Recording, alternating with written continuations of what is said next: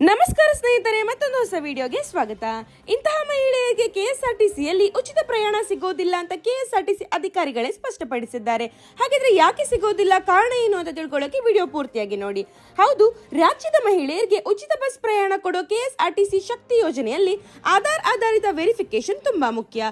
UIDAI ಹೇಳುವ ಪ್ರಕಾರ 10 ವರ್ಷ ಹಳೆಯ ಆಧಾರ್ ಇದ್ದರೆ ಒಂದು ಸಲ ಅಪ್ಡೇಟ್ ಮಾಡಬೇಕು.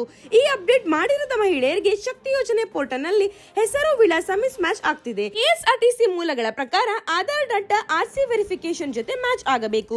ಆಧಾರ್ ಹಳೆಯದಾಗಿದ್ರೆ ಸ್ಪೆಲ್ಲಿಂಗ್ ಮಿಸ್ಟೇಕ್ ಕೂಡ ಸ್ಕ್ಯಾನ್ ರಿಜೆಕ್ಟ್ ಆಗುತ್ತೆ. ಇದರಿಂದ ಉಚಿತ ಟಿಕೆಟ್ ಅಪ್ರೂವ್ ಆಗೋದಿಲ್ಲ, ತಾತ್ಕಾಲಿಕ ತೊಂದರೆ ಬರುತ್ತೆ. ಆದರೆ ಆಧಾರ್ ಅಪ್ಡೇಟ್ ಮಾಡಿಲ್ಲ ಅಂದ್ರೆ ಬೆನಿಫಿಟ್ ರದ್ದು ಆಗೋದಿಲ್ಲ, ಬದಲಿಗೆ ಮಿಸ್ ಮ್ಯಾಚ್ ಇದ್ದರೆ ವೆರಿಫಿಕೇಶನ್ ಸಿಗೋದಿಲ್ಲ.